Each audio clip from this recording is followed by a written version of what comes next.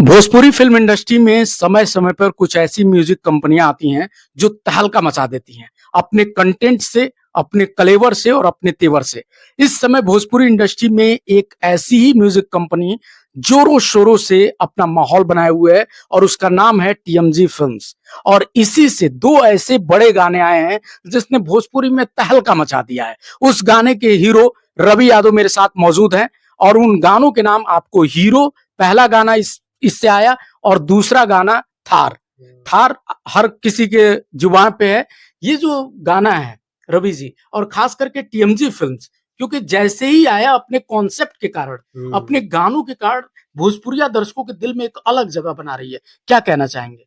नमस्कार आप सभी को, जितने भी लोग आप देख रहे हैं आपके चैनल के माध्यम से। टीएमजी फिल्म्स कंपनी है, उसके ओनर हैं आजम खान सर हैं और उनका थॉट सिर्फ यही है कि अच्छे कंटेंट बनाना, इंडस्ट्री को एक लेवल पर लेके जाना। और वो 2016 से कंटिन्यू इंडस्ट्री में काम कर रहे हैं, डिफरेंट डिफरेंट लैंग्वेज में काम कर रहे हैं। तो भोजपुरी में भी उन्होंने गाने बनाए हैं, अभी फिल्में भी बनाएंगे। जो उनका विजन है, जो थॉट है कि आपने हीरो के माध्यम से देखा, इतना बड़ा लेविस गाना बनाया उन्होंने हीरो। थार उससे भी बड़ा गाना बनाया और सबसे बड़ी चीज, लोगों का प्यार मिल रहा है, लोगों को आशीर्वाद मिल रहा है। एक दिन में 10,000, 20,000, 50-60,000 तो चला जाता है व्यूज।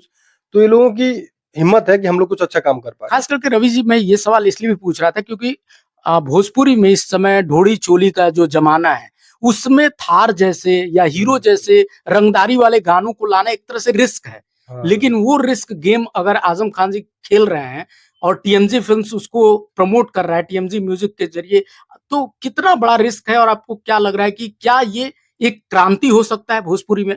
बिल्कुल हो सकता है। अगर जब तक हम लोग कुछ डिफरेंट नहीं बनाएंगे, अलग कंटेंट नहीं बनाएंगे, तो फिर मजा ही नहीं आएगा ना। कुछ कैसे हमारी भाषा बढ़ेगी। तो आजम जी का सब कुछ देन है। आजम जी ने, टीएमजी फिल्म्स ने बोला, चाहा कि नहीं करना है तो अच्छा करना है। अभी इसके बाद देखिए, आपने हीरो को प्यार दिया, थार को प्यार दिया। अभी एक रोमांटिक गाना हम लोग लेके आ रहे हैं, उसका नाम है मोहब्बत। मोहब्बत। बहुत आपको उसमें 90s की फीलिंग आएगी। आप जब टीएमजी फिल्म्स पर ये गाना देखेंगे, आजम जी ने प्रोड्यूस किया है, तो आप जब मोहब्बत को देखेंगे ना, आप बोलेंगे ये क्या गाना बना रहे हैं, हमारी इंडस्ट्री नहीं है ये। उसका म्यूजिक को देखेंगे आप, उसके पिक्चराइजेशन को देखेंगे आप बोलेंगे कि क्या गाना बना रही है टीएमजी फिल्म्स। इसी के नाम से जानी जाएगी हमेशा, अच्छे आप गानों के नाम से। रवि जी, आप एक एक्टर हैं, लेकिन मैंने देखा थार में जैसे पूरा कॉन्सेप्ट आपने उसको डिजाइन किया। हाँ। तो एक हीरो का, खास करके भोजपुरी इंडस्ट्री में मैं देखता हूँ कि मोस्टली ये होता है कि सब कुछ तैयार है, हीरो आता है, केवल एक्ट करके चला जाता है।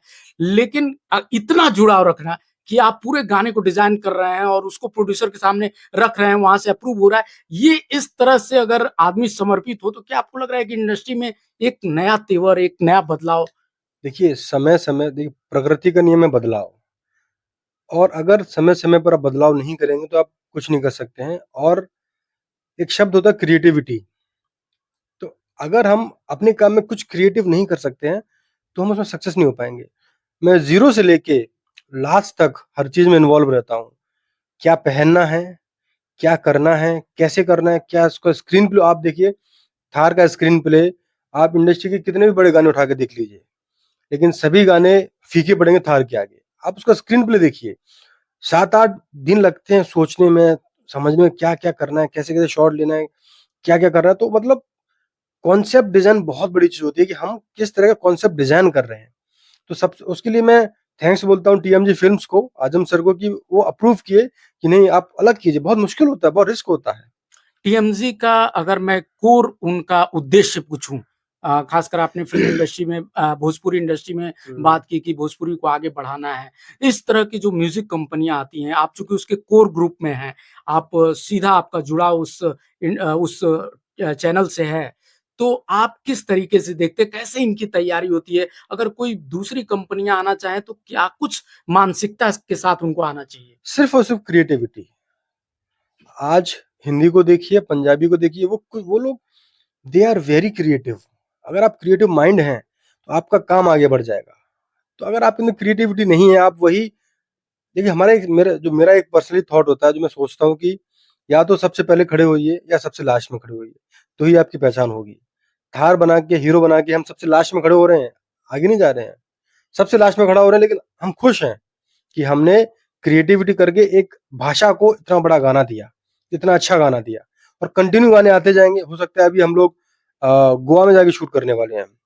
तो एक लेविश लोकेशन होगा। आपको कभी ये लगता है कि जैसे जो मोस्टली मुझसे जो निर्माता मिलते हैं या जो भोजपुरी इंडस्ट्री में बात होती है उसमें ये कहा जाता है कि अगर म्यूजिक कंपनी चलानी है तो ऊपर के 2 स्टार्स को ले लीजिए तभी आपका चैनल चल पाएगा, वरना नहीं चल पाएगा। इंडस्ट्री में केवल स्टार्स बिकते हैं, बाकी चेहरे नहीं बिकते हैं। लेकिन आप पे दांव खेला गया। आप एक उभरते हुए स्टार थे और इतना बेहतर आप कर रहे हैं और उसका रिस्पॉन्स भी जनता दे रही है। तो क्या आपको लगता है कि और म्यूजिक कंपनियों को इससे प्रोत्साहन मिलेगा, वो सोचेंगे कि नए-नए चेहरों पे हम दांव खेलें?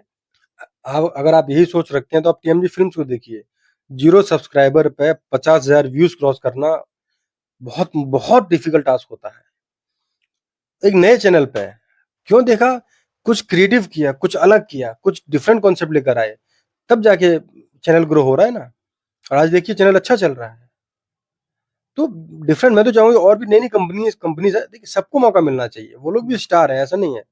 उनको भी ले सकते हैं आप, लेकिन सबको मौका मिलना चाहिए। हर व्यक्ति को काम करने का आज़ादी है। सब लोग कलाकार हैं, छोटे कलाकार हैं, बड़े कलाकार हैं और छोटा-बड़ा कुछ नहीं होता। किसी का नाम बड़ा हो जाता है, किसी का नाम छोटा होता है। कला सेम रहती है, कलाकारी सेम रहती है, कला सबको सेम रहता है।